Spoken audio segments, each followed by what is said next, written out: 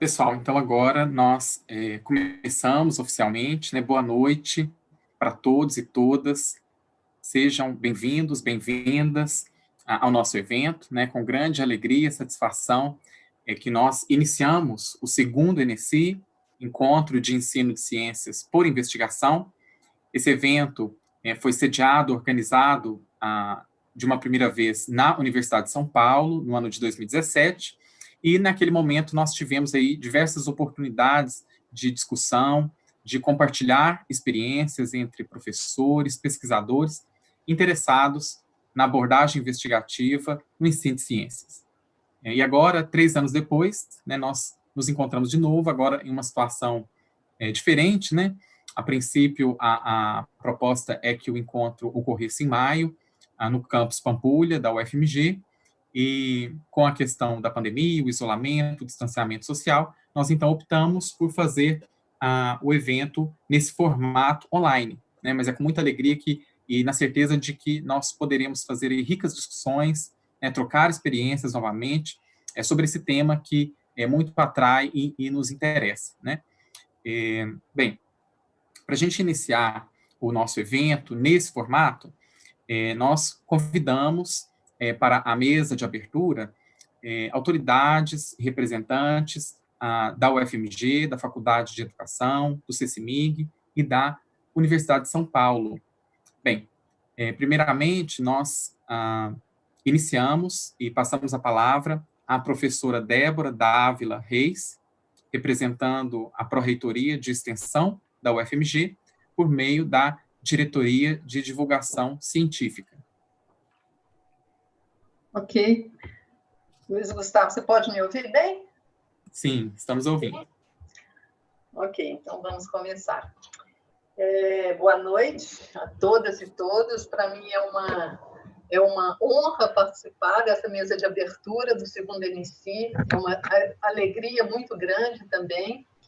E eu inicio cumprimentando as minhas colegas de mesa, a Deise, a Lúcia e a Nilma, e ao nosso convidado, Greg Kelly, e parabenizo a comissão organizadora desse belo evento, belíssimo evento.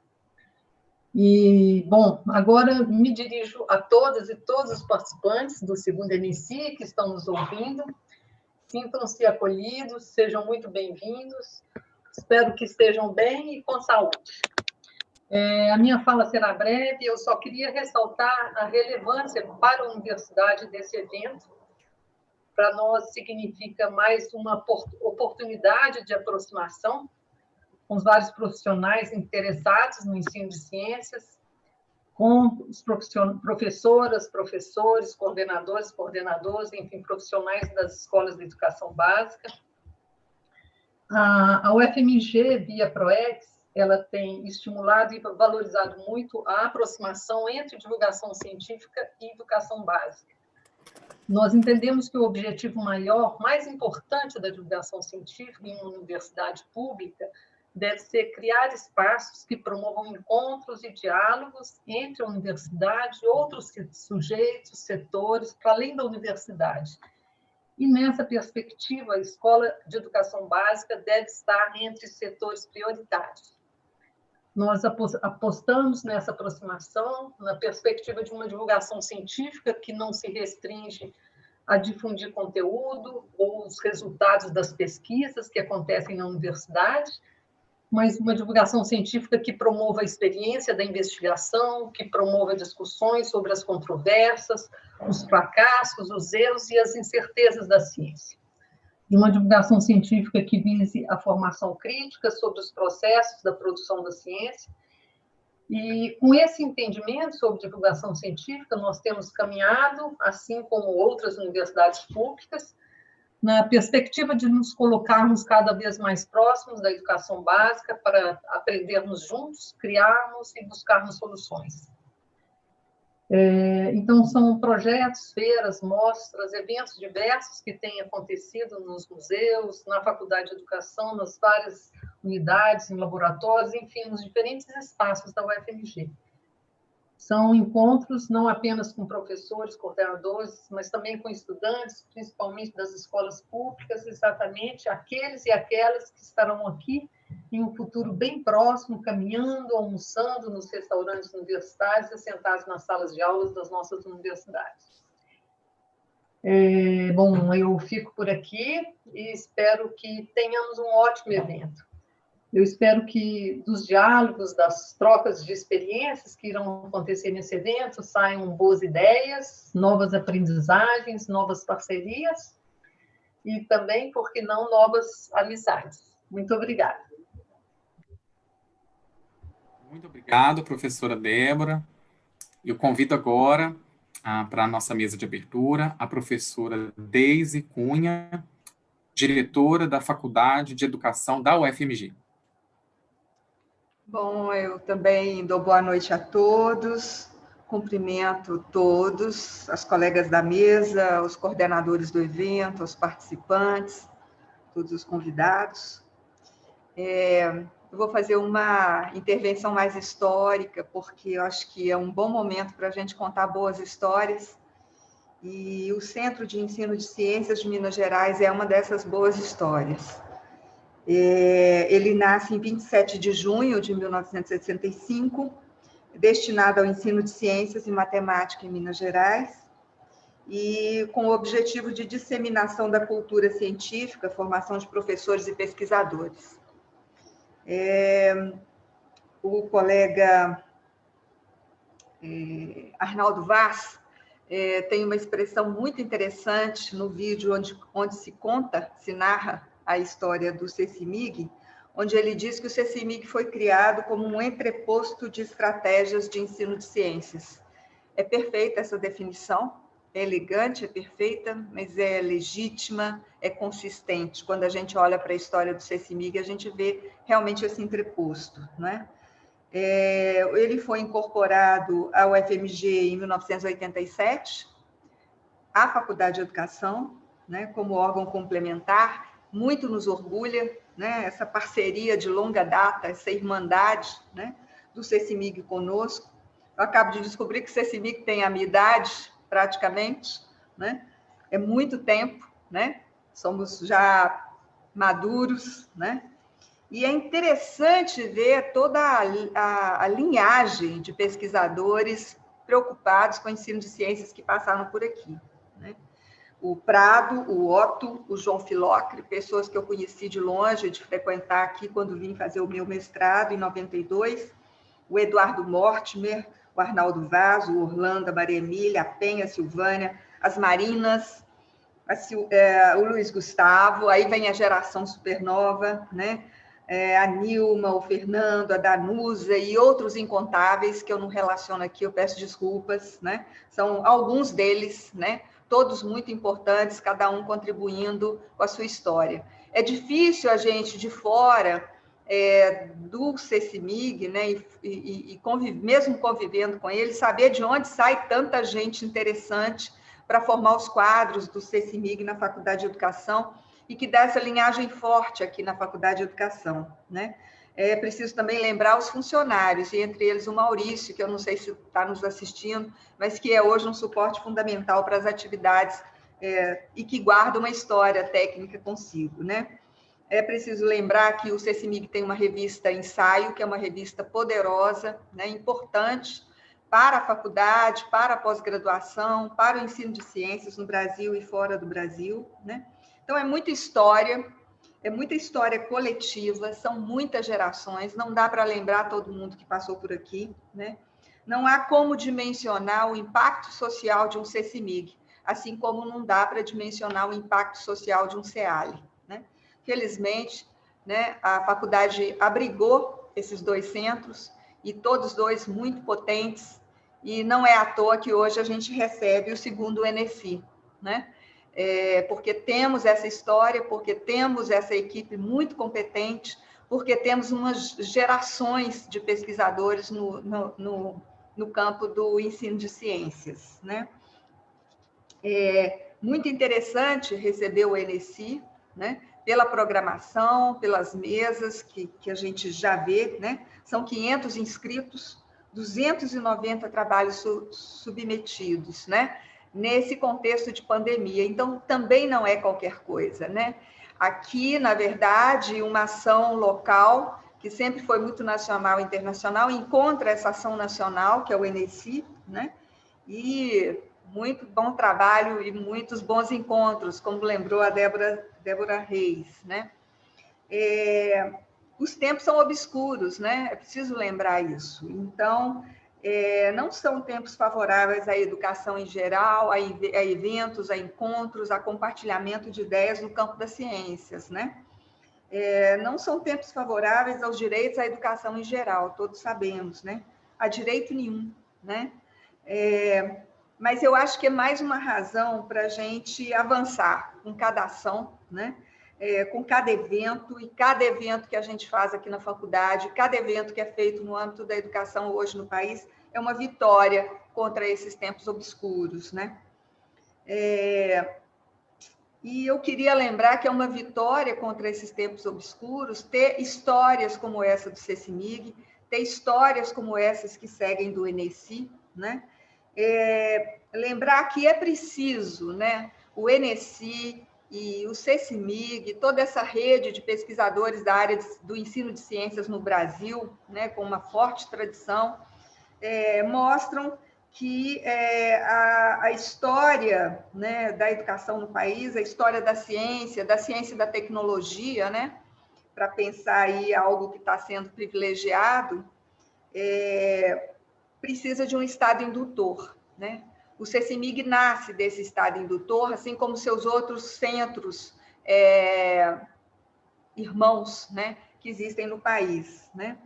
E é a prova de que o Estado indutor dá certo, né? Quando a gente ouve as narrativas contando a história do CECIMIG e quando a gente vê essa linhagem de pesquisadores na área de ciências, não só formadas pelo CECIMIG, que são gerações e gerações, mas nesses outros centros também, que certamente estão aí compondo esses 290 trabalhos, né, do Enesi, a gente vê que o Estado indutor é necessário e ele dá certo, né?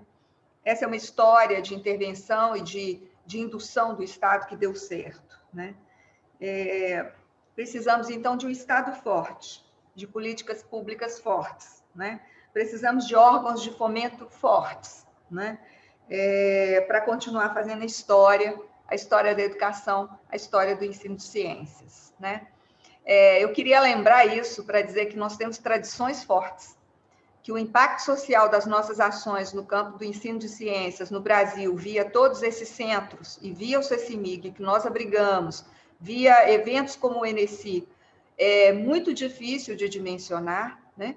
E que a gente precisa de mais espaço, mais financiamento, mais direito público à educação, mais direito à ciência e tecnologia e mais direito à difusão científica nesse país, né?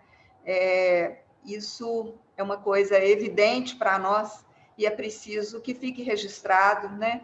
E que tudo que se compartilha nesse NC esteja online, para que seja depois também aproveitado, compartilhado por quem não pôde estar aqui conosco hoje. E eu queria saudar os organizadores, né, pela coragem com que organizaram esse evento.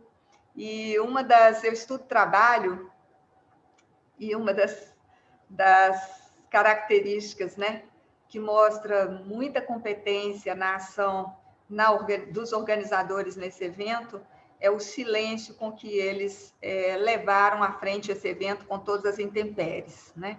Silêncio e um trabalho minucioso, cuidadoso, que faz com que tudo vá dar certo e por isso tudo, pelos bons encontros, já é um passo super importante que nós estamos dando. E a Faculdade de Educação se orgulha de estar junto com vocês nesse momento e de abrigar esse evento nesse momento. Um ótimo trabalho. Eu saúdo especialmente o Luiz Gustavo pela coordenação dessa abertura, saudando a todos. Um ótimo trabalho para vocês. Eu vou ficar com vocês um tempo, depois vou pedir licença, porque eu cheguei às 7 horas da manhã, mas depois, certamente, eu vou poder aproveitar do registro. Saudação, então, bom trabalho. Obrigada. Obrigado, professora Deise. Eu convido agora a professora Lúcia Saceron, representando a Universidade de São Paulo, que sediou e organizou a primeira edição do evento. Boa noite a todas e todos. Boa noite, Luiz. Boa noite, Débora e Deise, que me sucederam. Boa noite, Nilma, que falará depois, assim como o professor Gregory Kelly e a professora Danusa Mumford. Eu estou aqui representando o LAPEF, que é o Laboratório e o Grupo de Pesquisa responsável por conceber e organizar o primeiro ENESI. É uma grande responsabilidade estar aqui representando tantas e tantos pesquisadores que certamente contribuíram para as pesquisas do grupo e também para o ensino de ciências no Brasil. O primeiro ENESI era só ENESI. Nós não imaginávamos que haveria outro, embora desejássemos isso. O ENESI surgiu como um sonho da professora Ana Maria Pessoa de Carvalho. Eu penso que a professora Ana Maria precisa de apresentações. Suas produções de pesquisa, de ensino e suas atividades de extensão chegaram e chegam a muito de nós, impactando nossas atividades didáticas e nossas pesquisas. O ENESI vem do seu desejo, da professora Ana Maria, em discutir com pesquisadores, professores e coordenadores da educação básica e do ensino superior sobre o ensino de ciências por investigação. Consolidou-se, ao mesmo tempo, como uma possibilidade e um anseio por diálogo, e um momento de comemoração. Comemoração porque, em 2017, completava 40 anos o início das pesquisas no LAPEF. Voltando a 2015, 2016, quando começamos a planejar o ENESI, que à época nem tinha nome, mas apenas a ideia de um encontro para conversar sobre o ensino por investigação, nós imaginávamos um evento pequeno. Reservamos para isso o auditório da Faculdade de Educação da USP, com capacidade para 90 pessoas, pois imaginávamos que não mais que poucas dezenas de trabalhos seriam submetidos. Nós não sabíamos que pudesse haver tanto interesse pela comunidade, tantas pessoas interessadas em apresentar suas experiências e a discutir sobre o ensino de ciências por investigação. E a comemoração para o LAPEF estava aí inserida e foi ampliada, reverenciando as colaborações da professora Ana Maria para o ensino de ciências em todo o Brasil, as contribuições da professora Ana Maria para o debate sobre o ensino de ciências por investigação no cenário nacional. Estarmos aqui, na segunda edição do ENESI, é, portanto, um motivo de imensa alegria. Alegra-nos muito perceber o cuidado e a responsabilidade de toda a comissão organizadora para que o evento acontecesse, mesmo nesse contexto inusitado, mesmo diante de um cenário nacional tão adverso às ciências, às professoras e aos professores. O ENESI é também uma comemoração, mas eu acho que é, sobretudo, nesse momento, insistência e resiliência. Muito obrigado, Luiz, e a todos os demais membros da comissão organizadora pela realização do evento e desejo ótimas discussões para todos nós. Boa noite. Muito obrigado, professora Lúcia. Nós agradecemos. E agora convido a professora Nilma Soares, diretora do CECIMIG, Centro de Ensino de Ciências e Matemática de Minas Gerais.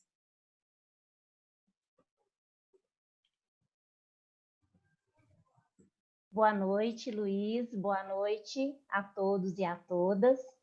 Cumprimento os integrantes da mesa, professora Débora, Lúcia, Deise, Danusa e o nosso conferencista, Greg Kelly. Minha fala nesse momento é de agradecimento. Sem citar nomes, agradeço a equipe coordenadora desse evento, que vem trabalhando bastante há mais de um ano na angústia da possibilidade da ocorrência ou não do segundo ENESI. Agradeço aos colegas professores, avaliadores dos trabalhos, agradeço aos participantes do evento que enviaram seus trabalhos de todas as partes do país. Agradeço aos ilustres convidados para as conferências e mesas.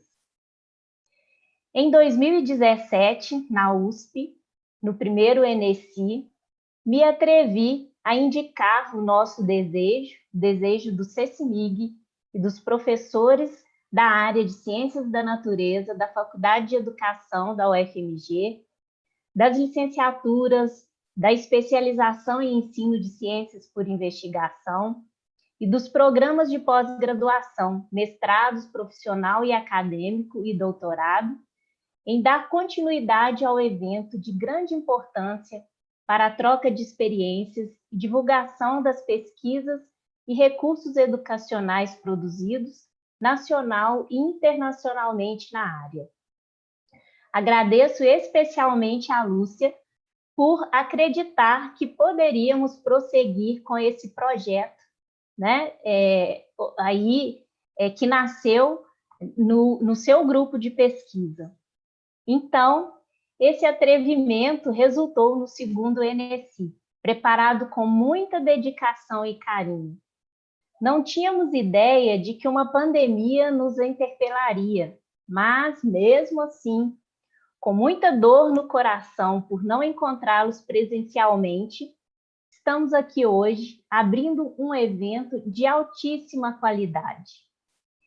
Estamos aqui e continuaremos firmes na luta pelo direito à educação e pela universidade pública de qualidade. Espero que tenhamos ótimos momentos até sexta-feira e desejo a todos e a todas uma ótima conferência de abertura.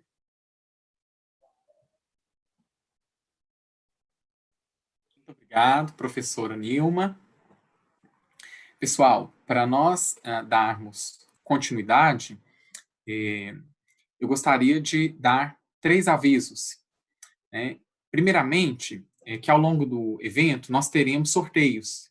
Então, nós iremos sortear assinaturas da revista Ciência hoje por 1 ano. Então, esses sorteios eles ocorrerão sempre ao final, né? Seja da conferência ou da mesa. Ok? Outro aviso importante é com relação à tradução simultânea. Então, para as pessoas que estão agora no Zoom, na barra inferior, quando você passa o cursor do mouse sobre a tela, você vai ver que tem uma opção com a figura de um globo escrito Interpretation ou interpretação, se tiver em português, né, a sua versão. Então, quando forem ouvir a palestra do professor Kelly, você terá a opção de mutar o áudio original e escolher se você quer ouvir em português ou em inglês. Né? Então, caso... também existe a opção de querer ouvir os 2 áudios. Né? Então, você clica em Unmute, e aí, nesse caso, você ouvirá o áudio do professor Kelly mais baixo e o do tradutor em português mais alto, nesse caso, se o áudio em português estiver acionado. Então, é nesse símbolo aí que tem um globinho na barra inferior do Zoom para ter acesso à tradução simultânea. Um outro aviso importante é com relação ao áudio. Né? Então, nós não teremos acesso ao áudio. O áudio está desabilitado por uma questão de organização mesmo. E nós pedimos que todos mantenhamos aí o nosso vídeo fechado, para não sobrecarregarmos a sala, ok? Então, para dar continuidade, nós agradecemos à mesa de abertura, a cada professora que trouxe as suas palavras para o início do nosso evento. De fato, é uma grande alegria e responsabilidade nós iniciarmos. E para dar continuidade à nossa abertura, nós teremos a nossa primeira conferência, conduzida pelo professor Kelly. Gregory Kelly é professor do College of Education, na Pennsylvania State University, foi editor-chefe do periódico Science Education, entre 2006 e 2011, atualmente é editor associado do periódico Science and Education, e a sua pesquisa explora questões relacionadas a conhecimento e discurso em contextos da educação científica. Recentemente tem explorado questões como o desenvolvimento de teorias da cognição epistêmica e também análises de salas de aula de engenharia. Essas pesquisas têm grande influência sobre as tendências recentes na pesquisa em educação científica no Brasil e têm contribuído para nossas discussões sobre o ensino por investigação. E para mediar essa conferência, nós convidamos a professora Danusa Munfor, professora do Centro de Ciências Naturais e Humanas da Universidade Federal do ABC. E a proposta é que nós tenhamos um primeiro momento com a fala do professor Kelly e, posteriormente, uma discussão. Então, nós podemos, aí, ao longo da apresentação, usar o chat para fazermos comentários, trazermos perguntas, e após a fala do professor Kelly, a professora Danusa irá mediar essa conversa, trazendo as questões, né, para uma discussão. Então, agora, eu passo a palavra à professora Danusa.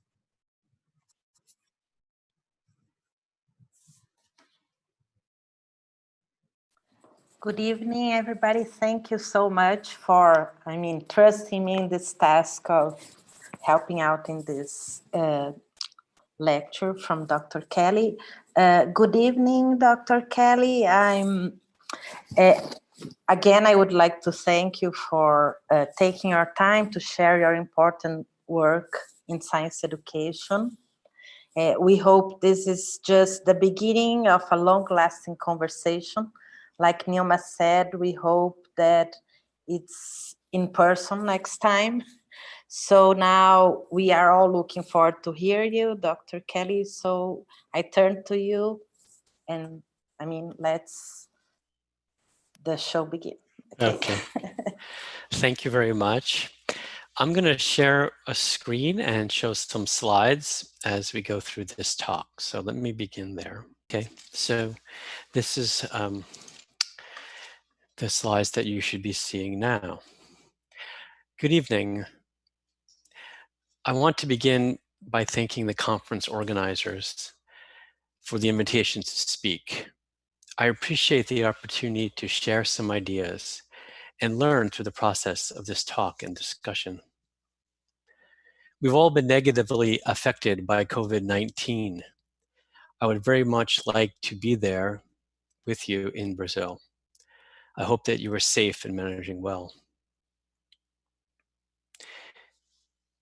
Today, I'll be talking about epistemic practices in science and engineering education. I will begin by explaining my motivation. I chose to study science education because I believe that science can lead to the betterment of society. Knowledge of science and engineering can create opportunities for students and potentially lead to a more just society. My work examines ways of understanding epistemic cultures. What counts as knowledge? How is this determined? What are the ways that knowledge is constructed and legitimized? How do people learn to participate in the practices that legitimize knowledge? Much of my research has been dedicated to demystifying science and engineering. Through close attention to classroom life, I examine ways to engage students in epistemic practices that are characteristic of knowledge-producing communities. I will share some of this work with you today. In this talk, I will draw from a set of recent studies that examine the ways that disciplinary knowledge and practices are framed, interactionally accomplished, and recognized among participants in elementary classrooms working on engineering design. Through this presentation, I explain my theoretical and methodological orientation to educational research.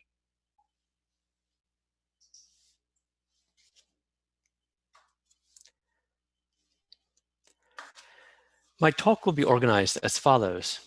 I will begin by reviewing the theoretical orientation informing my research. As I will explain, much of this work is informed by science and technology studies, in particular, the empirical study of epistemic practices. Next, I'll explain my research approach, which I call interactional ethnography. This approach examines the knowledge that is constructed through cultural practices and discourse processes. Much of the empirical research that I share today examines epistemic practices in elementary classrooms. These practices occur as students engage in engineering design. After viewing the video and artifacts, I summarize the results and discuss the value of engaging in these practices. My work is grounded in an interest to make science and engineering more accessible to students. This can be done by helping students understand how science and engineering come to be and how those students can learn to participate. From my theoretical perspective, disciplinary knowledge of physics, engineering, mathematics, for example, is the result of people engaging in specific practices. These practices are ways of conducting inquiry or creating designs. For example, scientists collect data which they record, analyze, and share in peer-reviewed publications. Importantly, disciplinary knowledge and practices are constructed by communities through concerted collective actions. That is, knowledge is constructed by groups with common foci, conceptual tools, and values.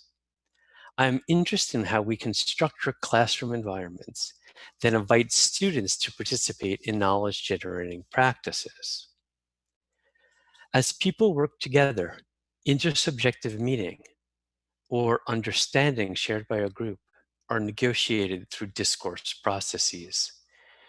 These processes are often specified ways of talking and acting and include verbal exchanges, texts, signs, and symbols. For example, scientists have a special meaning for the word force. They have ways of representing this idea through diagrams, words, equations, and models that have standardized features. Learning to be a member of any scientific community, for example, a classroom, an events theory group, or a research laboratory, entails learning ways of speaking, doing, and being that constitute membership. In this way, participation in discourse and practice builds identities and affiliation with science and engineering. The theory of science education that informs my work, I call social epistemology. Before I proceed, I think it would be helpful to define a few key terms.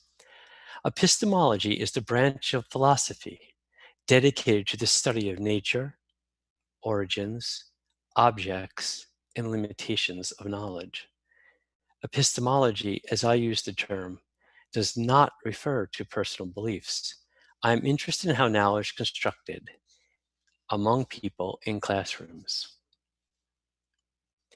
Discourse is the use of language in context. This can be spoken, written, or symbolic communication.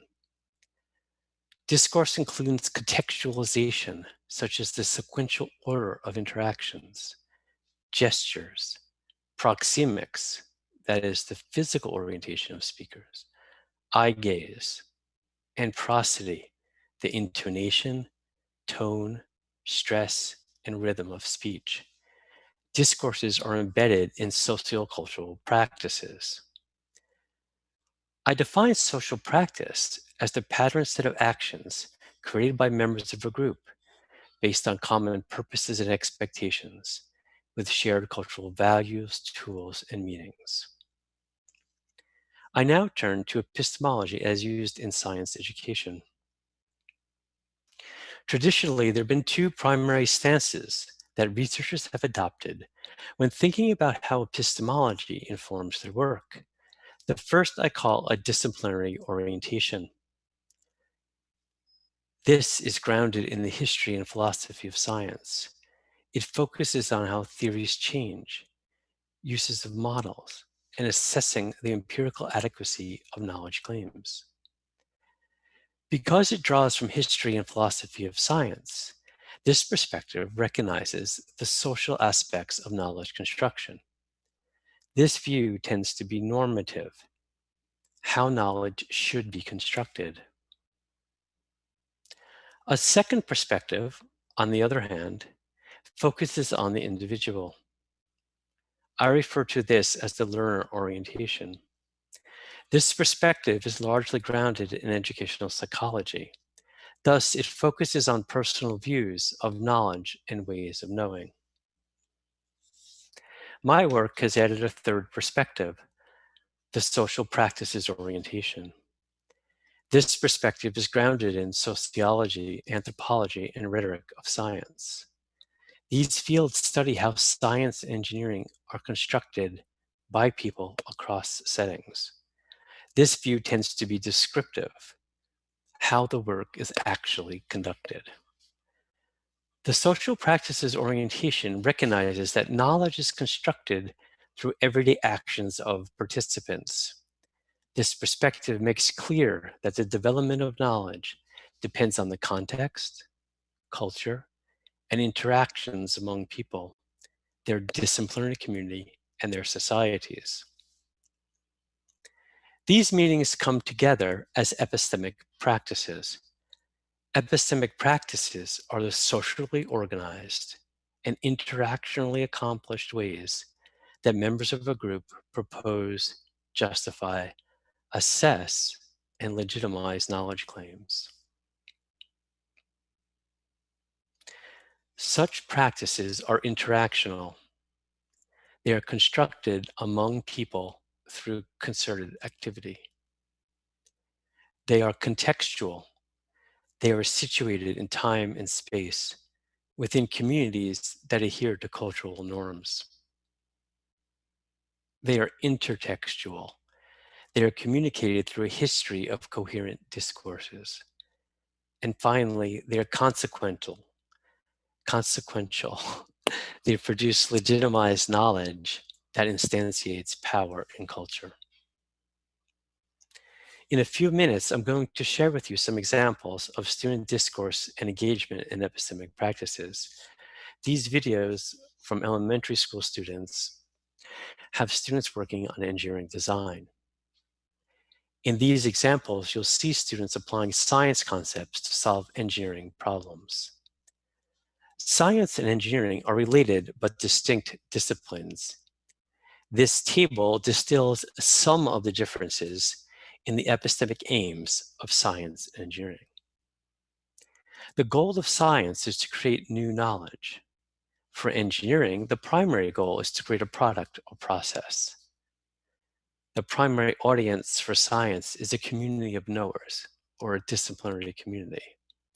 For engineering, the audience is often a client for whom the product or process is created. The overall orientation for science is one of inquiry, and for engineering, one of problem solving. I've spoken a bit about epistemology, discourse, and practices. But what about education and learning? And why engineering? Let me quickly connect these theories. The analytic lens I bring to the analysis of classroom life is informed by studies of classroom discourse and sociocultural learning theories. From my point of view, the analytic lens I bring to analysis of classroom life occurs through these theories. For learning to occur during engineering lessons, students need multiple opportunities. They need to make sense of concepts by talking science and engineering across contexts. They need opportunities to demonstrate knowledge through multiple forms: physical, representational, numerical, verbal, and to multiple audiences. They need opportunities to apply science concepts to new contexts, such as engineering design. They need to situate evidence in purposeful activity and use knowledge to solve problems and propose and evaluate solutions.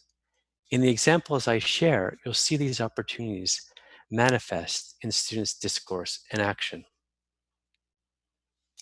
So why engineering? As I mentioned, students in my study are engaged in engineering design challenges. Engineering has the potential to provide active engagement in learning due to key features, such as the material aspects of design devices, the need to communicate in different modes across different audiences, and the social processes of teamwork. So far in this talk, I've presented some theoretical foundations for my research. I will now turn to briefly describe my research approach, which I call interactional ethnography. This approach brings together a focus on cultural practices of ethnography, with the emphasis on discourse processes that define everyday life. Interactional ethnography entails studying cultures in the making in everyday settings, such as schools. For example, I might examine how students take on roles and position each other in a small laboratory group.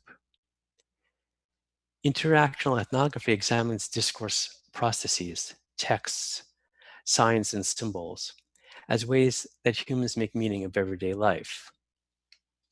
In engineering, consideration of discourse processes is particularly important, given the need for participants to interact with clients, work on teams, and use multiple semiotic fields to solve complex problems. As groups, such as engineering teams or classroom communities, affiliate over time, they establish norms and expectations, roles and relationships, and rights and obligations that come to constitute being a member. Through social and discourse processes, members of a group create a particular way of talking, thinking, acting, and being. Over time, these concerted activities become patterned. They establish cultural practices of members of a group. This is true for any group. For example, a football club, or in the US, a soccer club. These clubs have certain discourses, such as terminology, penalty, corner kick, offside, ways of dressing, particular uniforms for players, referees, and even fans.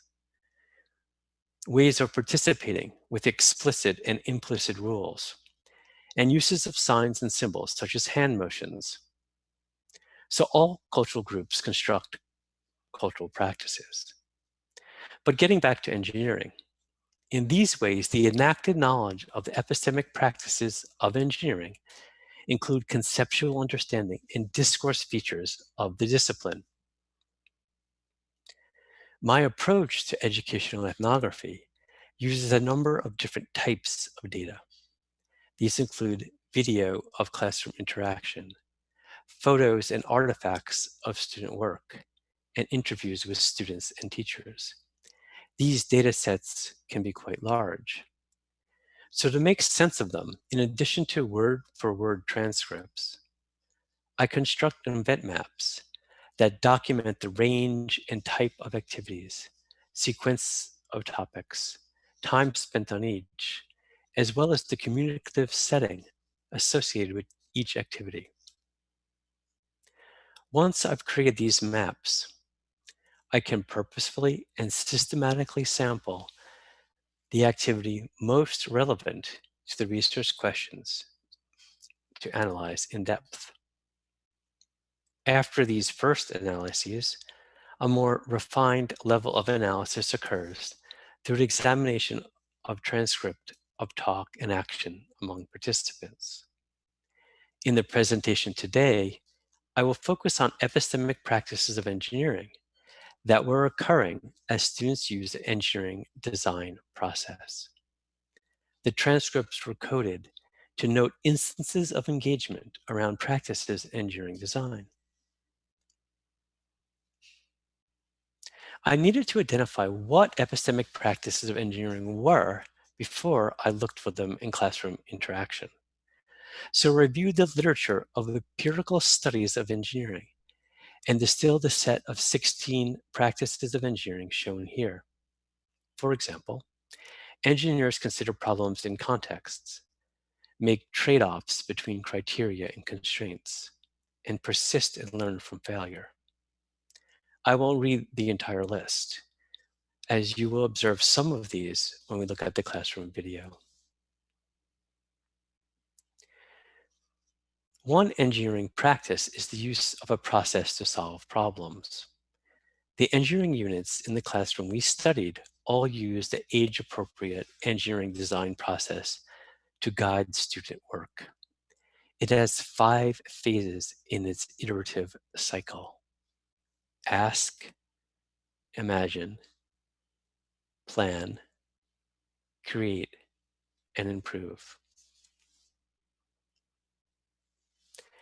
Let's turn now to see how students engaged in these epistemic practices of engineering while working through the engineering design process.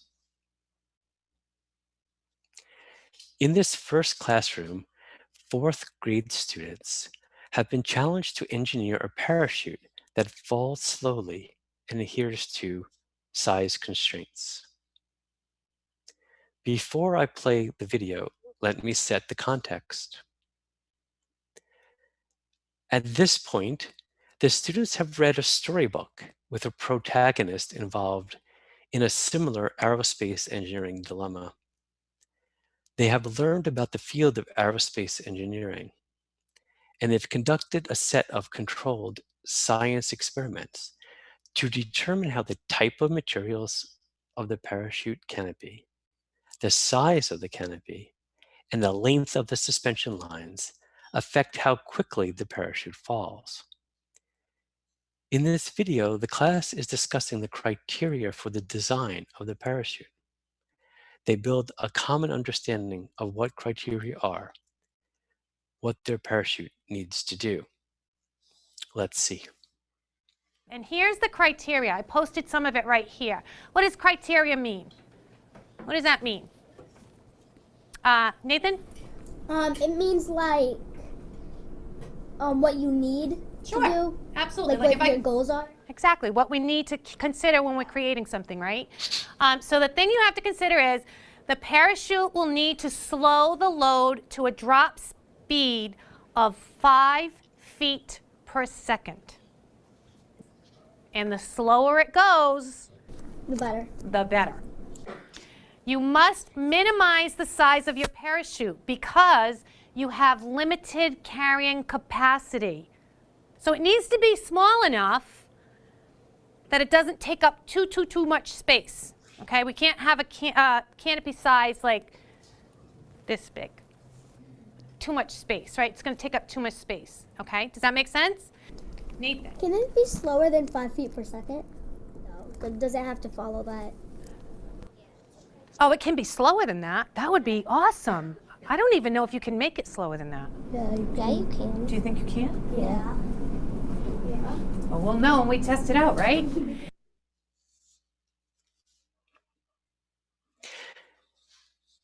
Here we see students seeking clarification regarding the epistemic practice of making trade-offs between criteria and constraints. In this back and forth with the students, the teacher takes in the student responses and then revoices the criteria in more standard discourse forms. This discussion leads to further work specifying how the constraints need to be considered in the design. In the next video, students learn to calculate a packing score to determine whether design meets this constraint. Notice how the constraints are specified by the curriculum. I'll return to this point later.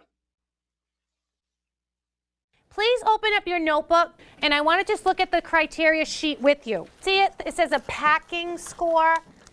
All right, so this is how we figure out the score of our parachute. Your parachute packing score depends on the size of your canopy and the length of your suspension lines. Use this page to calculate your packing score, okay?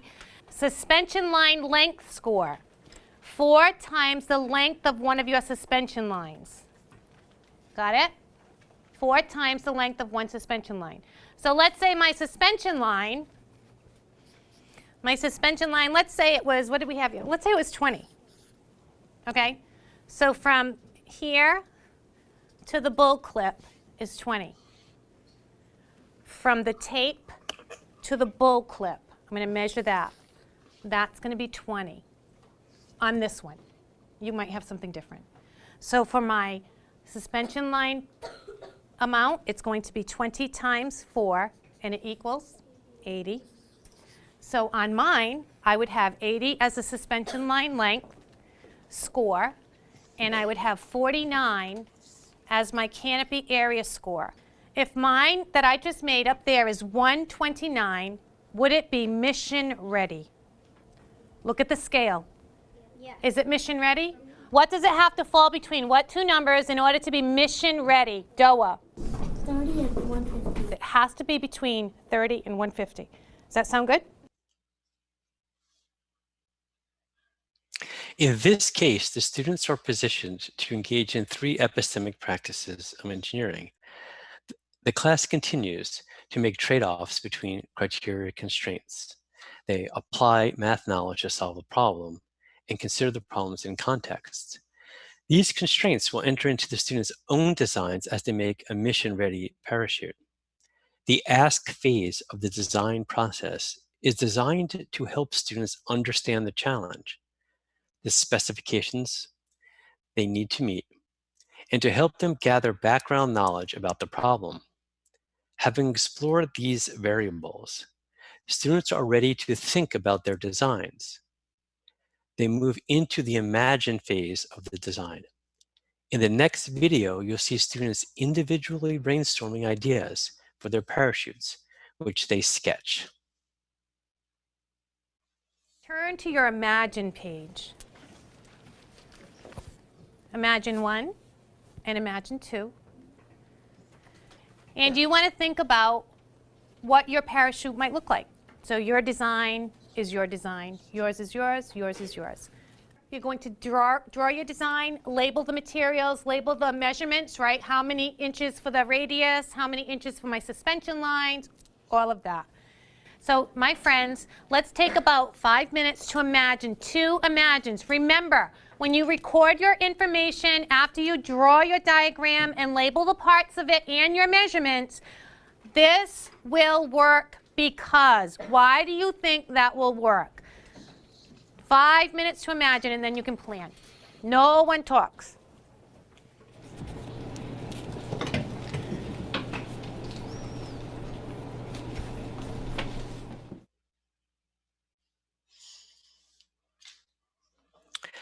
At this point, the students are each imagining 2 different designs as they create a diagrammatic model. This supports creativity and innovation and emphasizes that there is no one way to solve the problem. This task is one of many that requires students to use different modes of communication, including diagrams and labels, as we see in these students' work. A sketch of the initial design serves as a model or low-cost prototype. So in this case, the epistemic practice of engineering is constructing models and prototypes. Next, the students share their initial ideas with their group. As you will hear the teacher instruct in this video, as part of the plan phase, they need to develop a group plan. Notice that to come to agreement, they consider their initial designs, but also results from scientific studies they completed in an earlier lesson. The plan is on the next page, but you have to agree as a team. I still made it out. My canopy size and my suspension lines. Okay, so what might you think about then as a team? Make it A little smaller. What about Kendra? What did you think? What I was thinking was, I wanted coffee filters. This is just way too delicate. This would be a good material to have. And what do you think about that material, Nathan? I don't really know, because when we checked it had a lot of holes in it. Kendra, go back to, let's look at the information on the guiding question for lesson 3. What made it fall more slowly? The suspension line. Okay, the length. And what else made it fall slowly? Size of the canopy. Size of the canopy. And what material fell best? Do you remember that? They tested that? Plastic. Yeah. The paper didn't work. So I think you're going to have a discussion about what material. Why do you think that's delicate? Let me ask that question. It's very thin and fine. Right. Did you see them being tested last week? Did they fall apart? You did 14 and a half. I tried 15. It was way too big. You should 20. 2 more minutes. Guys, I vote 15. I vote 15. Why? Because it needs to be bigger and more air. Yeah, more drag. The problem they are tackling is non-trivial. At this point, their previous testing has helped them reach 3 conclusions. First, they know the canopy materials work well to create drag, and they know which of these materials work better. Second, they know the bigger the canopy, the more drag force they'll have. And third, they know that the longer the suspension lines, the slower the parachute falls.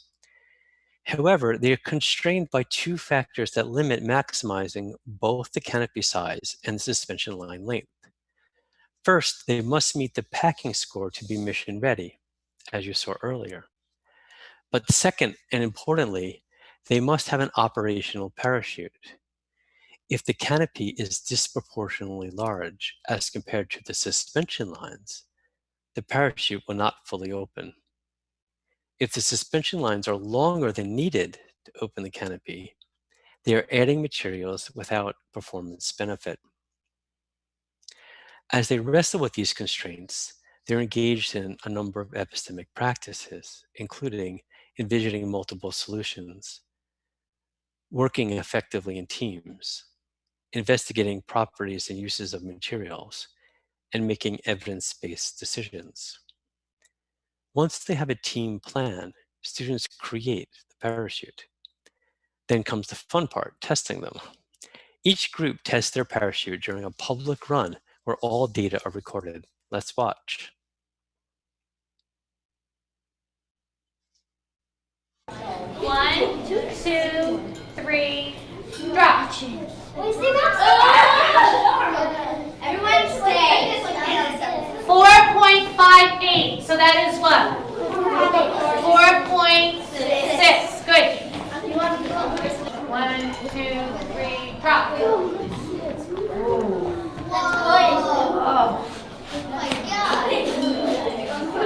6.15. Ready?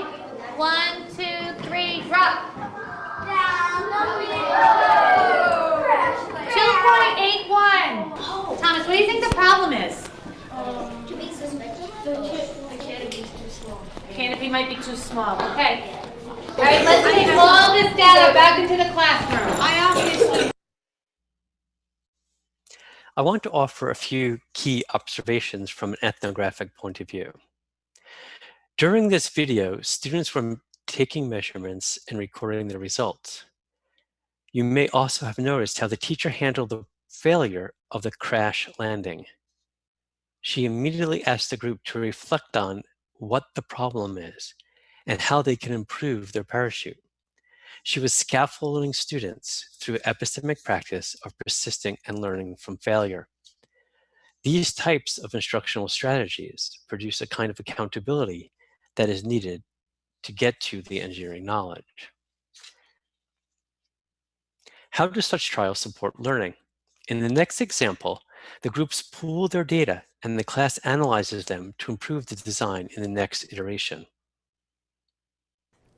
Before you improve, let's share our data with one another. Did all of the parachutes fall the same way? No. Were some slower than others?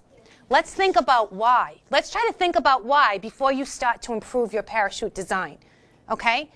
So I want you to look at your data, and this is the 2 things I want you to think about. Number 1, what is the average drop speed? So let's talk about the average drop speed. Does everybody understand what that actually means? How about this? Anybody understand what that means? Julia. I think that's just telling you for how many feet you went per second. Yes. How many feet in every second? Number 2, the canopy diameter. If my radius was 7, what was my diameter? Doa. 14. And number 3, what was your team's suspension line length? I want to know this, the suspension line length. Got that? 3 things. Average drop speed, diameter of your canopy, and suspension line length. I'll give you 10 seconds to talk to your team and pick one person to share out with me. Team 1, average drop speed. 2.7. Ooh, is that good? Look at this. I thought that was good. That's better than that. All right, I want you to look at this. Can everybody see the data? Yeah. All right, look at it for 1 minute, and I want you to talk about, with your team, is there any connection or correlation between these two things and this? So look at it for a minute and then have a conversation at your group. Do you think there's any connection between them? Yeah. So these were the slow. Would we agree that these two were the faster ones? That they need the most improvement? Okay, how can we compare these to the other ones? Anything you noticed? Noor. I noticed that the people who had shorter suspension lines and bigger canopies had lower average drop speed. Okay. To improve the designs, the student groups need to learn from their previous efforts and from each other. The collective sharing of data allows the class to review key variables influencing the drop speed, the canopy diameter, and suspension line length. In this video clip, a number of teacher discourse moves help the students engage in epistemic practices that include making evidence-based decisions and applying math knowledge to problem solving. The teacher calls on students to reflect on why some parachutes perform better than others before they jump to improving their design. She ensures that all students have an understanding of key terms like average drop speed. She specifies key variables. She instructs the students to discuss their ideas with their team. And finally, she focuses student conversation on the relationships among diameter, suspension line length, and speed. Let's look closely at their data. Notice that this is an ill-defined problem. There is no one solution to it. For example, look at the best results. Those of teams 1, 5, and 7. The drop speeds are similar, but the canopy and suspension lines vary. Having supported students as they analyze their results, the teacher invites them to improve their design. Notice how she focuses students on their previous results and constraints. Okay, my friends, right now you're working on an improved design. Here's what you need to do. Turn to your page that says improve. You guys have to discuss and agree on how you will improve your parachute. Will you change suspension line length? Will you change diameter? What will you do? How will you attack this? Think about the things we just noticed. Talk to your team. Record how you will improve it. Make sure you have a drawing with everything labeled before you can rebuild. Don't forget the data you have. You have to find out if you are mission ready. Do you remember that? You can't just change everything and not know if you've met the criteria. Go back to your original plan and look at your mission ready page, area of canopy and suspension line lengths ×4. Make sense? Once you are absolutely sure that you're ready to build it, you may get materials and start building again. That's how big the radius is going to be.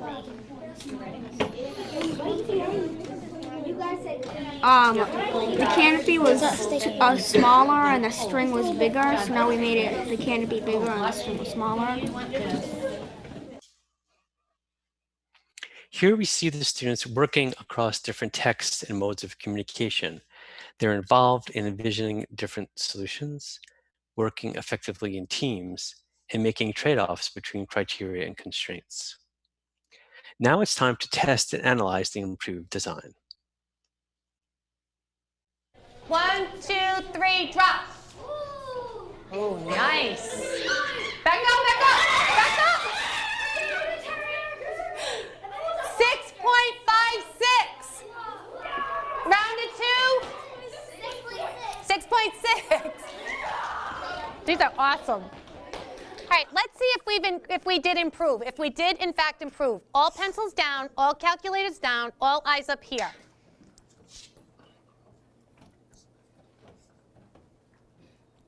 All right, team 1, what I'm going to ask you is your new data, okay?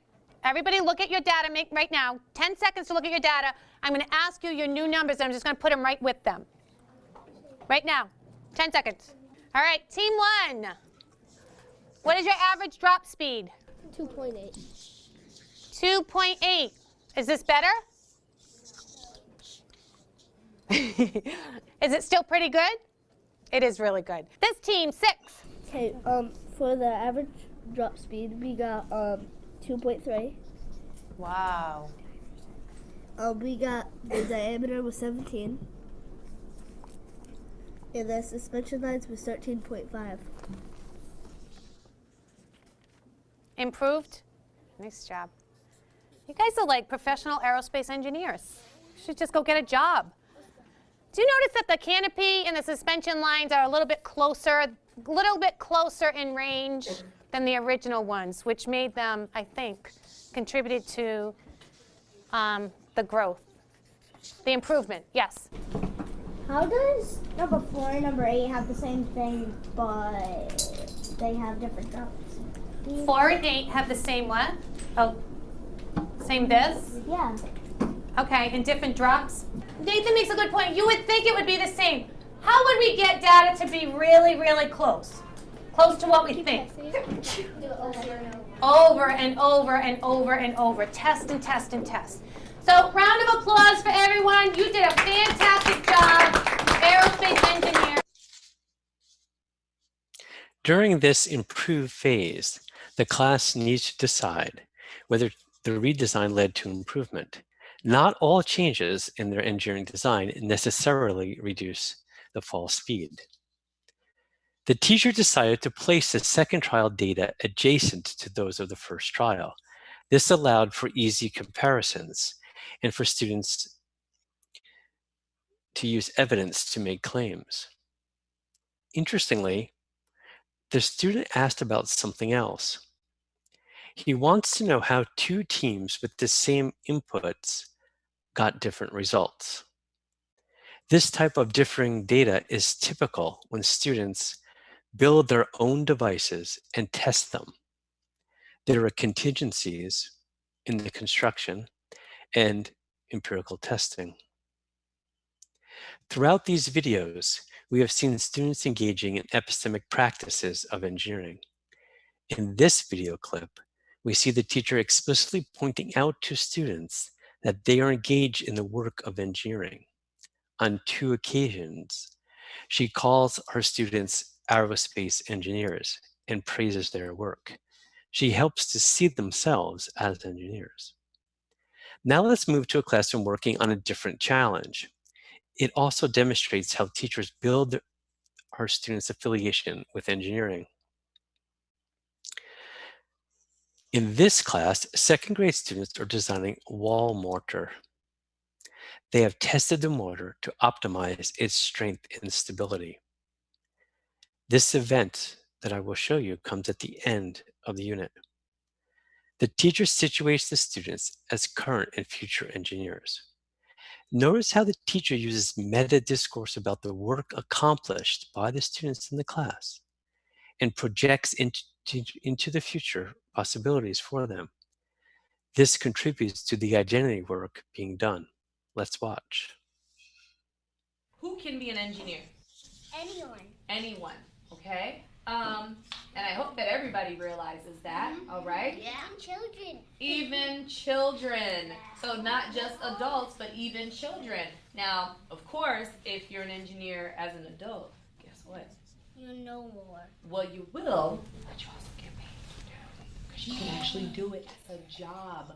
You can be an engineer as a career. You can go to college, learn more about the field, and then eventually you can spend every single day, for example, being a materials engineer, working with a bunch of materials, figuring out how they go together, making new materials from existing materials, okay? It is a wealth of opportunities for people who are interested in engineering. The students' activities and teacher discourse about the students as engineers work together. It's not just naming students as engineers. Rather, the discourse about engineering supports the genuine engineering work that they had done. Earlier, I presented 16 epistemic practices of engineering. In the video episodes, you saw some of these practices highlighted here. Carefully designed curricula supported by good teaching can engage students in sophisticated science engineering projects, where students have opportunities to learn disciplinary concepts and engage in authentic, age-appropriate practices. I now turn to the results and the meaning for education. Through an ethnographic lens and with careful discourse analysis, I identified how these epistemic practices of engineering provide opportunities for students to learn.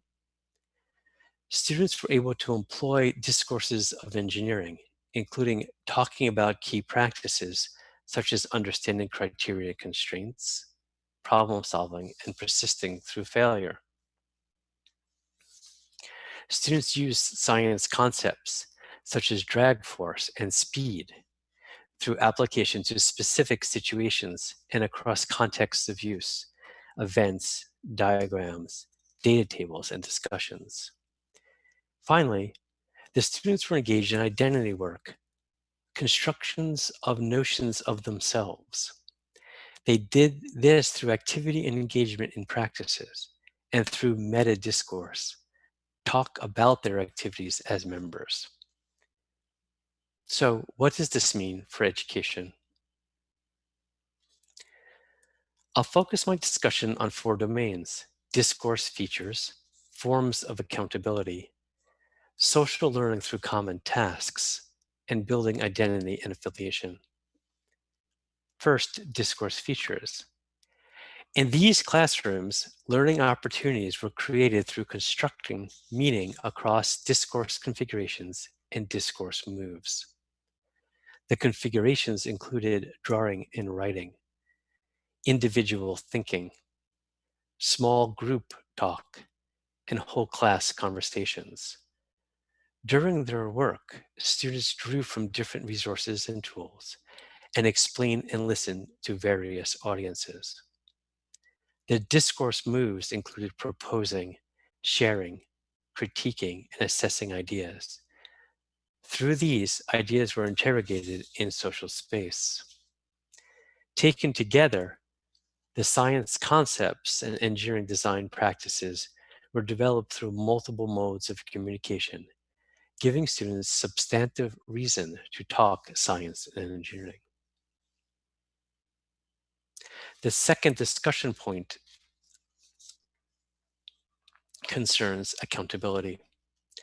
Learning opportunities were created through holding students accountable, first to the results of their experiments, data, to each other in small groups, and to each other and the teacher in the whole class conversations.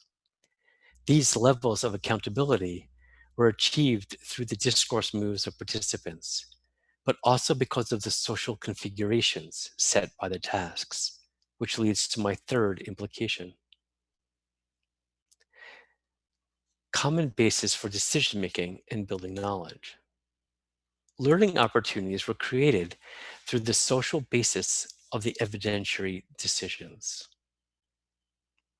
By using common design challenge with consistent criteria and constraints, the students were able to engage in dialogue with a common focus. The common task allowed for data sharing across groups and for students to learn from other groups' designs and data to redesign their own device.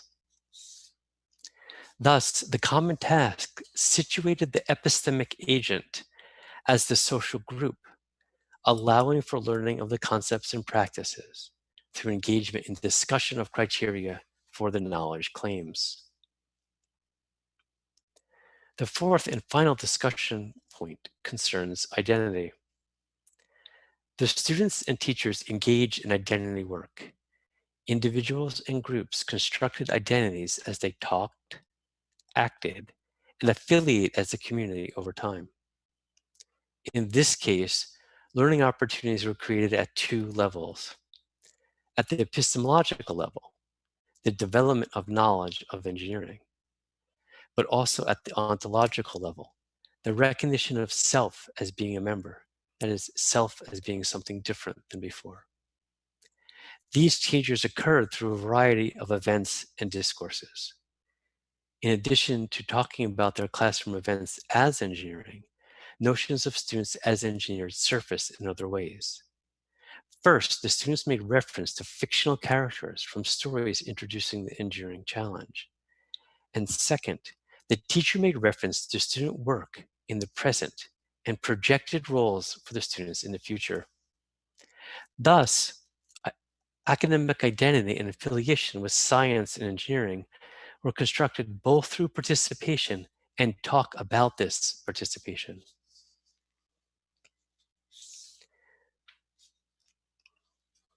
I've extensively described the research I presented here today and frameworks supporting this research in a series of recent studies that are listed here.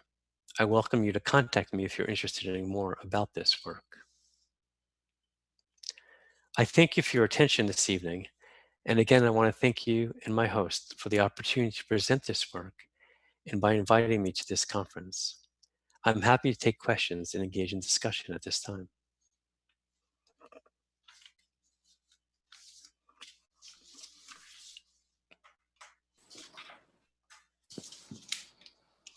Thank you so much, Dr. Kelly. Are you ready to start our conversation with the audience? Yes. Is it okay? Yes, yes. Okay, great. I'm gonna try to translate here. So okay. Let's see where we get here. We had a few questions during the presentation, so I'm gonna start with them. And there is one, I mean, we have in our audience both researchers and teachers, so I think we have all kinds of questions here. Okay.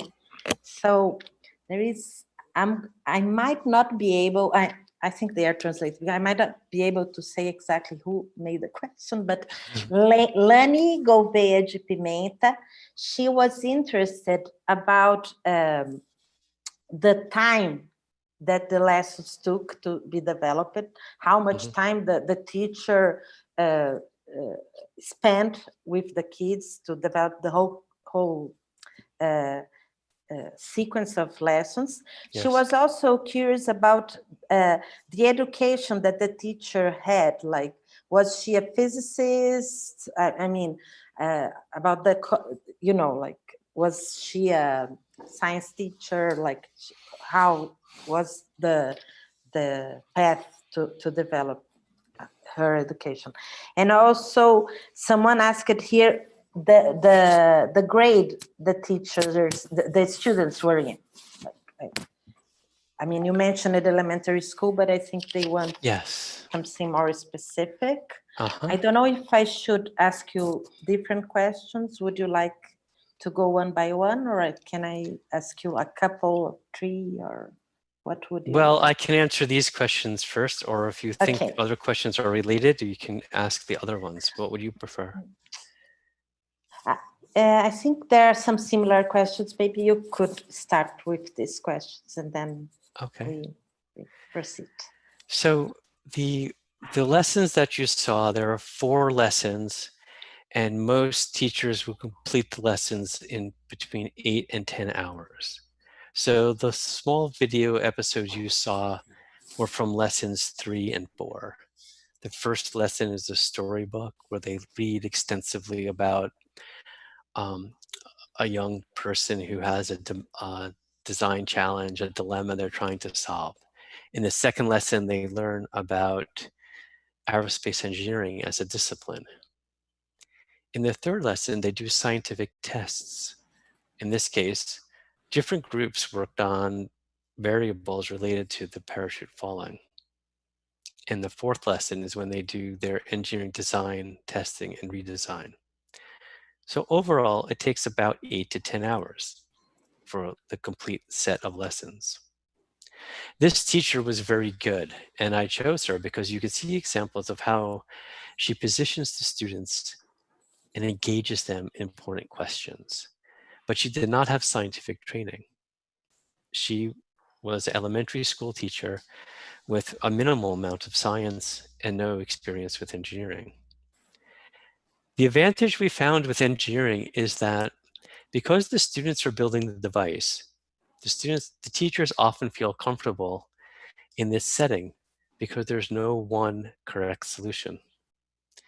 When teachers teach physical science concepts, so for example, if they were teaching something like terminal velocity, they'd feel very constrained by not understanding the equations, and they'd worry about whether they had enough knowledge to explain the concept. With engineering, we find the teachers are more likely to engage with their students, knowing that there'll be multiple solutions. The students you saw here were in the United States, we call 5th grade. That's their 6th year of schooling. So most are between 10 and 11 years old.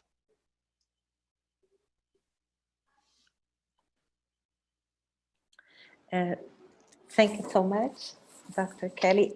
We have now a few questions about the context. I think it would be interesting for us to learn more about the US context, school context.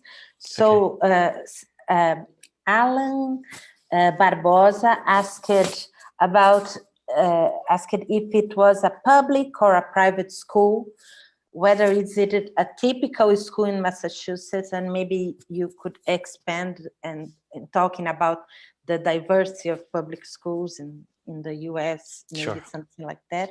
Yes. And there was another question that might be related to that is about the engineering issue, because like in Brazil, we have science classrooms, science lessons. Mm-hmm. And you were talking about engineering. So someone during your presentation on the chat said, "Oh, engineering, why engineering?" So maybe it would be interesting for us also to learn about how engineering came to be part of elementary school, and what are your thoughts about it? How is it contributing to Sure. the US? So I'll begin by talking about the diversity of schools in the United States, and particularly elementary schools. So each state in the United States has their own Department of Education, which has jurisdiction over public schools. Some states will organize them with more formality and commonality across the schools than other states. So for example, where I am in the state of Pennsylvania, there are 500 school districts within this state. Our neighbor, the state of Maryland, has 23 school districts. It varies widely. There's also quite a bit of variation in the quality of the schools and the teaching.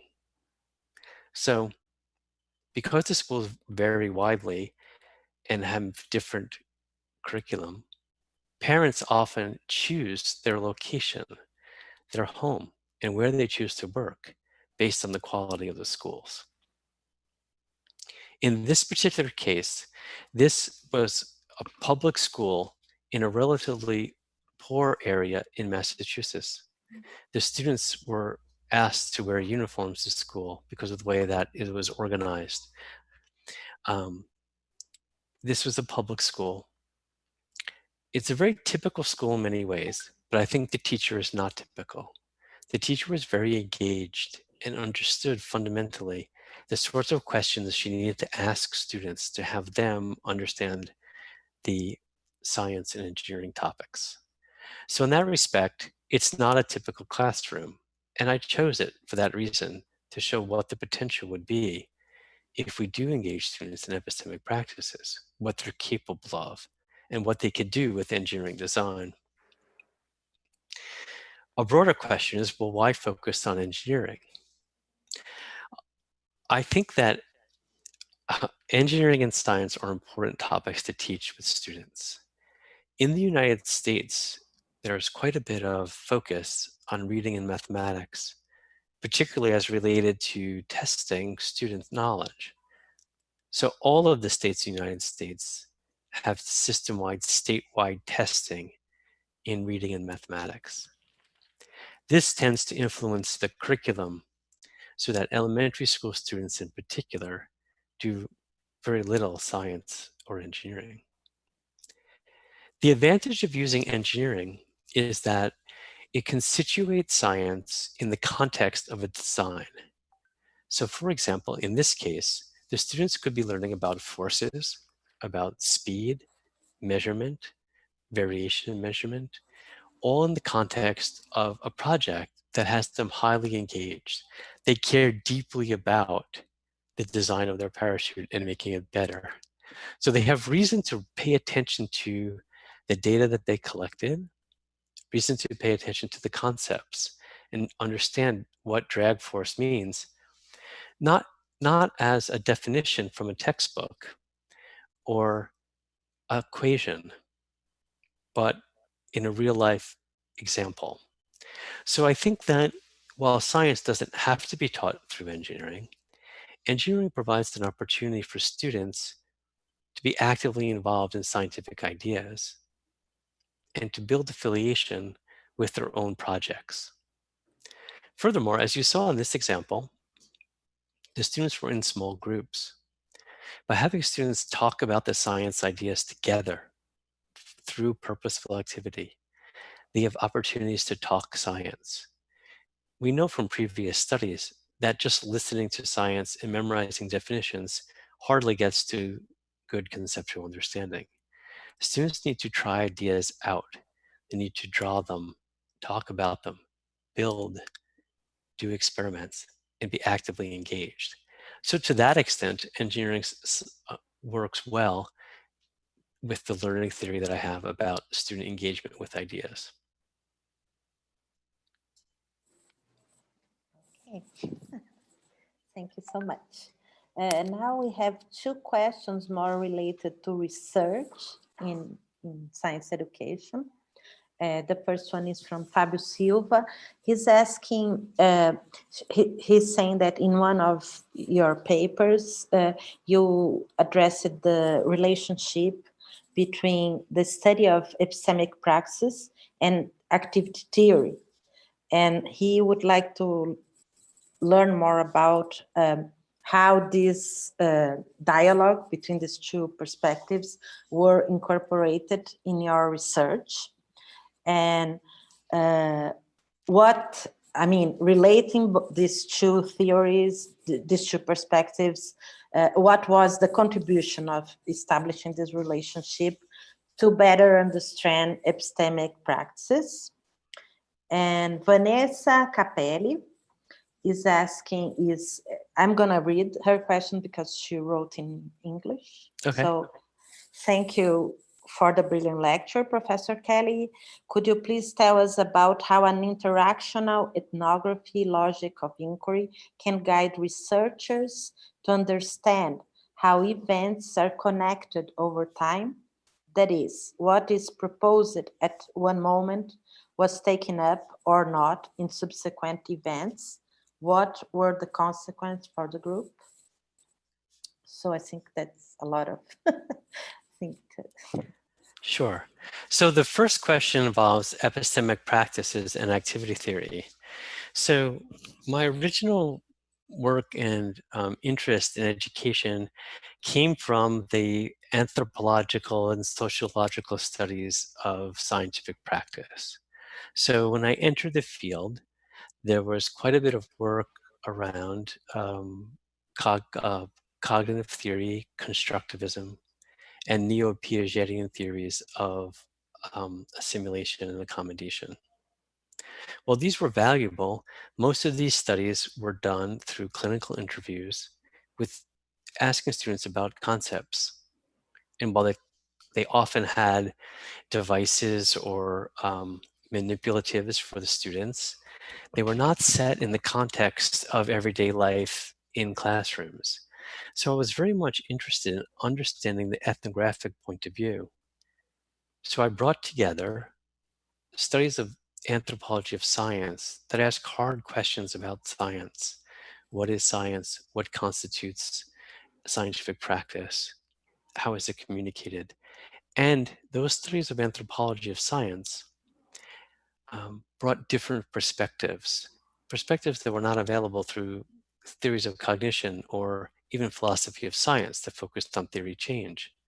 So for example, Bruno Latour looked at things that he called inscription devices.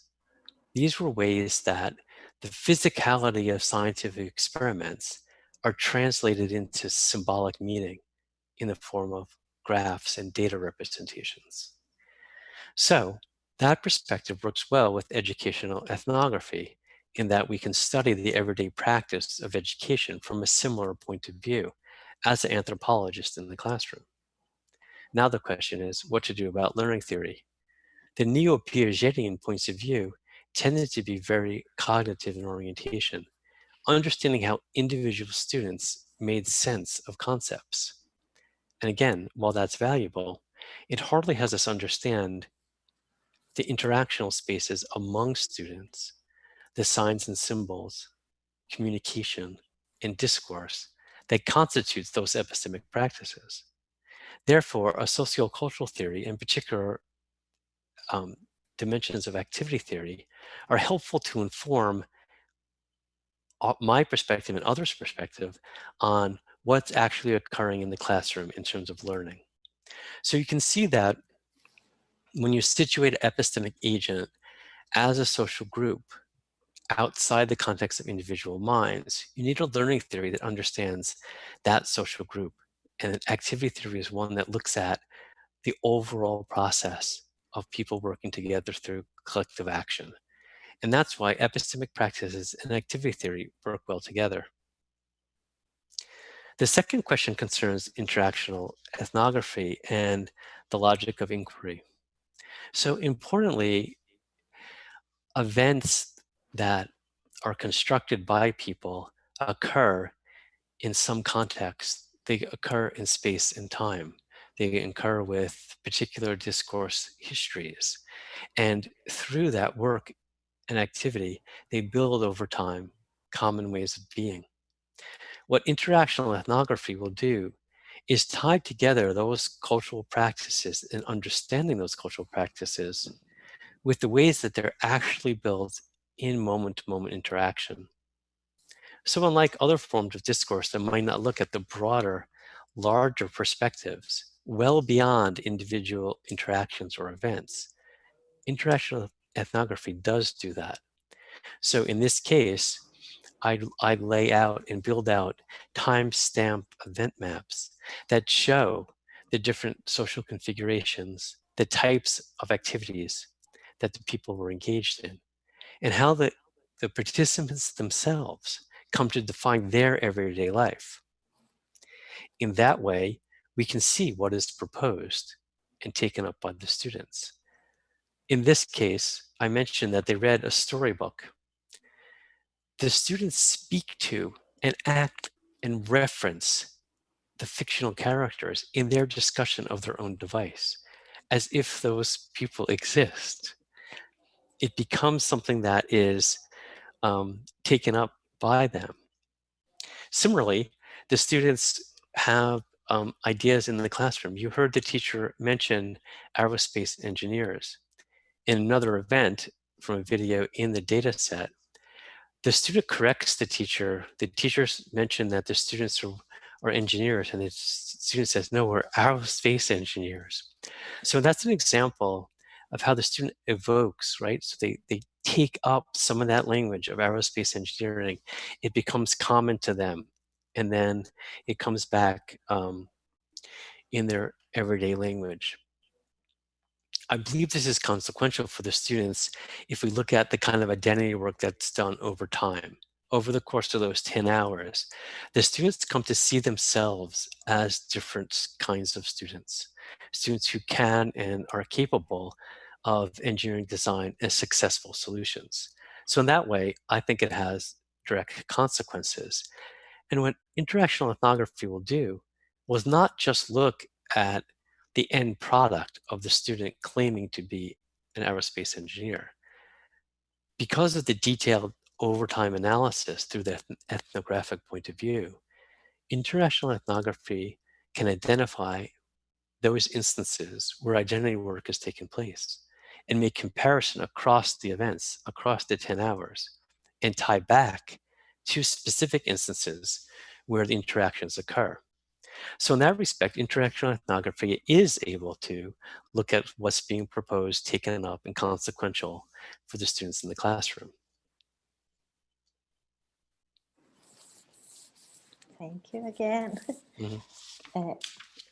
Dr. Kelly, I'm gonna, now we have two questions. One from Claudia Vargas. She's asking about science curricula and how could we design a curriculum in science that would foster the development of epistemic practice.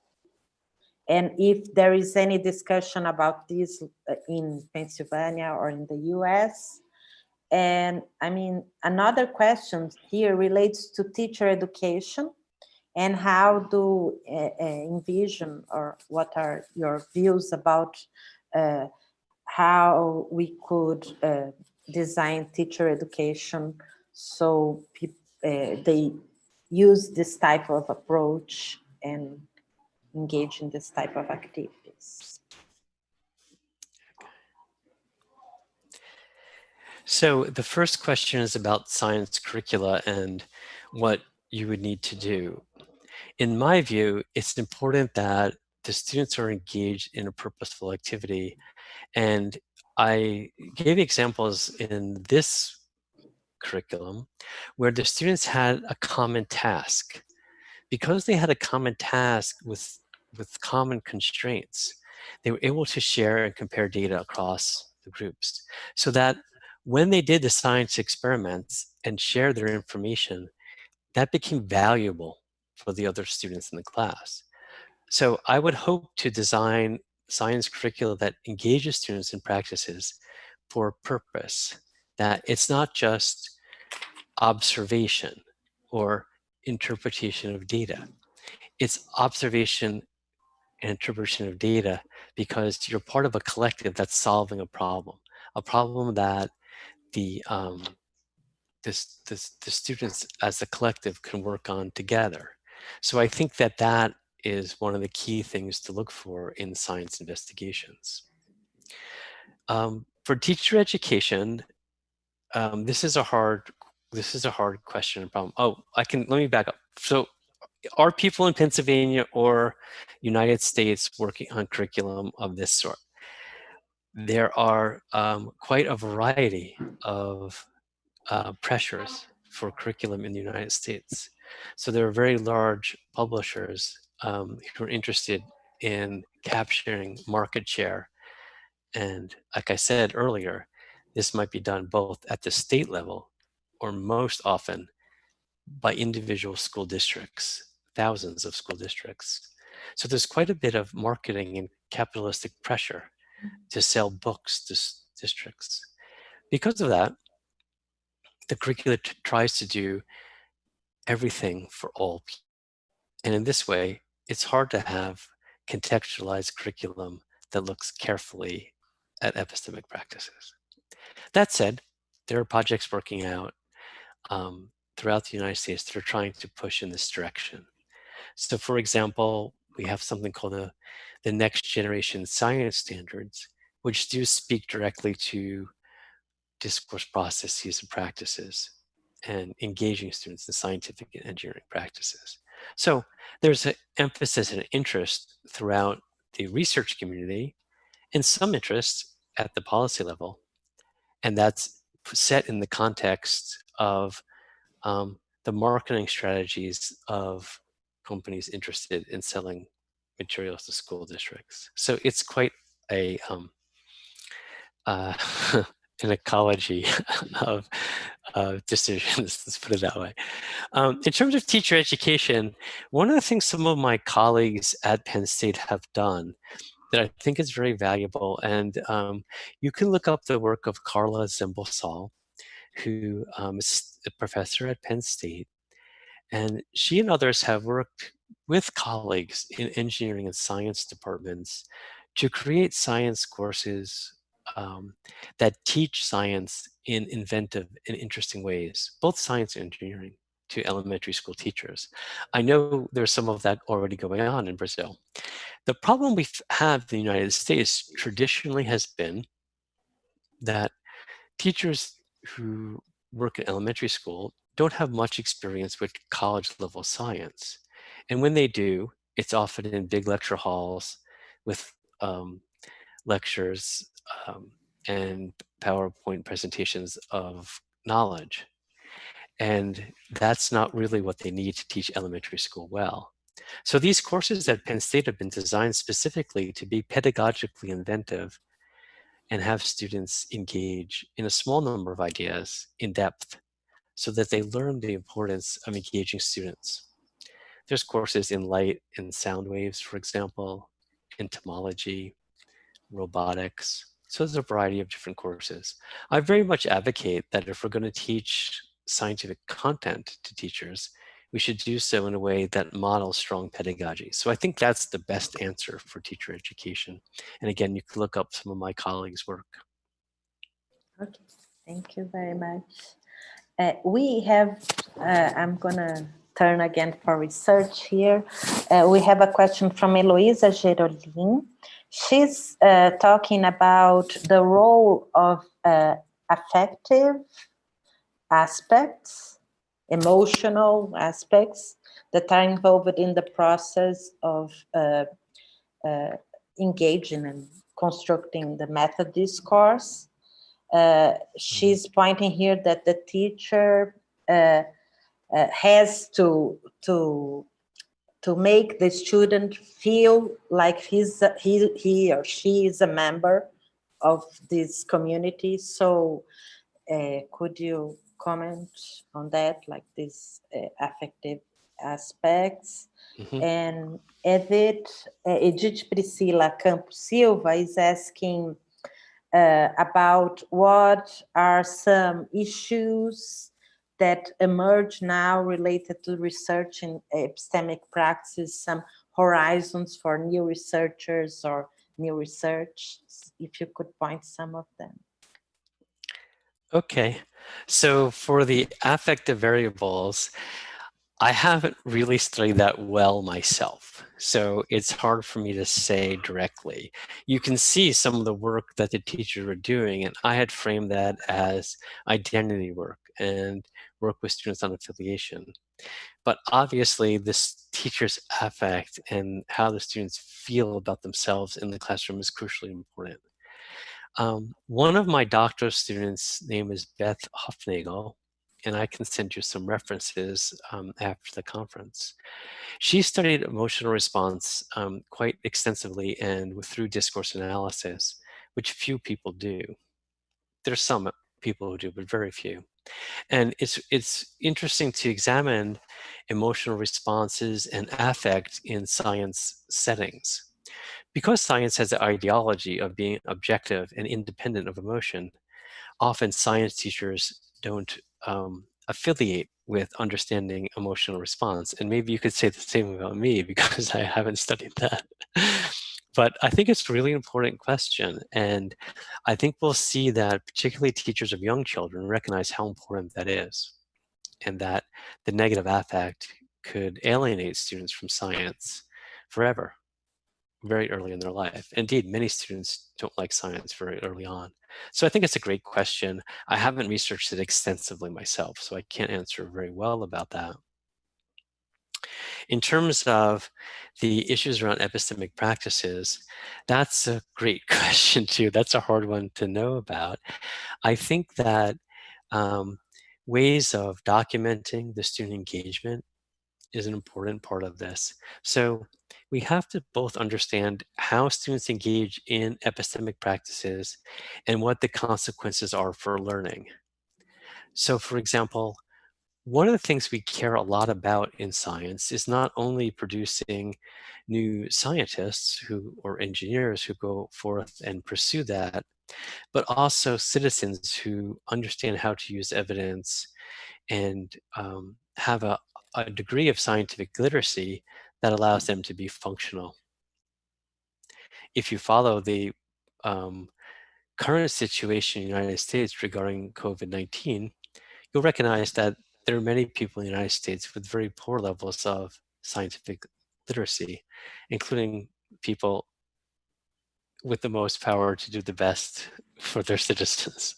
So there's a lot of work to be done in epistemic practices in terms of understanding both how to engage students in these practices, understanding what it means for learning outcomes, right? So how do we recognize what those practices are when students engage, how it is related to learning outcomes, and then how those learning outcomes help students apply those epistemic practices in other settings and contexts. Clearly, they're unlikely to identify and do analysis of parachutes in most of our future lives. However, thinking hard about how to use data and why, for example, similar independent variables got, or different independent variables got similar dependent variable results, are things that come up often with data analysis. And you can see the students asking insightful questions. So that's the kind of way I think we need to think about epistemic practices. How does this translate to helping someone become a better citizen with the knowledge they're learning from schooling? We have similar issues here, as you know. Yeah. It's very pertinent, your answer. Dr. Kelly, thank you so much for your this conversation. And I'm sorry, but we are getting like the time to leave is arriving here, so we need to finish our questions here.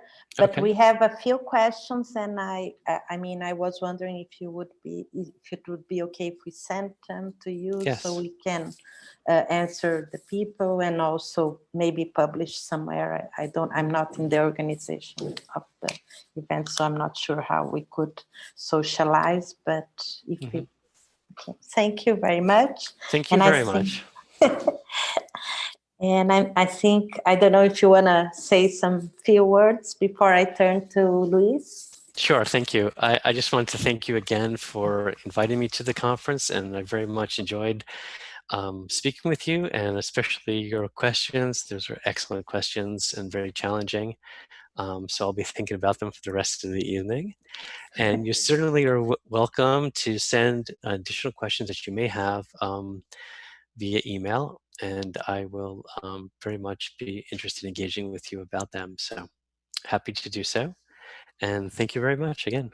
Much appreciated. Okay, so I'll turn to Luis now, and bye-bye. Okay, bye-bye.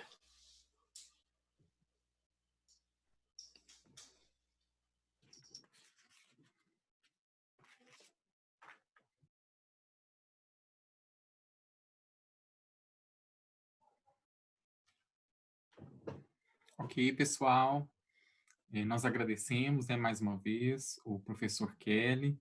Foi uma excelente fala, né, perguntas e respostas muito interessantes, importantes e, sem dúvida, abre aqui o nosso evento de uma forma excelente, né, com discussões instigantes, e certamente é um ótimo começo para todos nós, né. Eu gostaria também de dar 2 recados, né? Primeiro, a gente vai fazer o nosso sorteio, né? Então, como eu disse, no final de cada momento, né, seja das mesas ou das conferências, nós teremos sorteios, e agora a gente vai sortear 3 assinaturas da revista Ciência Hoje por 1 ano, versão online e versão impressa. Então, se a gente puder colocar aí no vídeo a página para o sorteio. Vamos lá.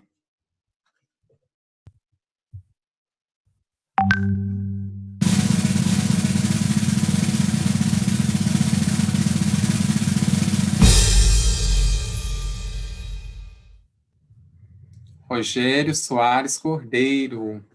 Conheço o Rogério. Parabéns. Primeiro. Vamos lá para o segundo.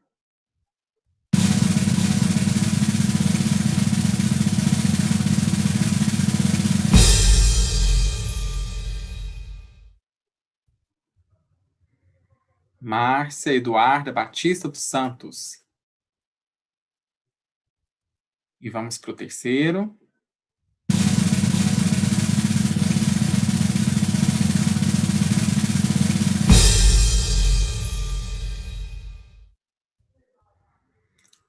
Ana Carolina da Costa Gontijo. Então, parabéns aos ganhadores, né? E próximos eventos a gente vai ter oportunidade aí de ter mais chances de levar o prêmio, tá bom? Aí só para informar aos que ganharam, na semana que vem vocês receberão aí um contato, né, por e-mail da própria revista, tá bom? E aí para gente finalizar,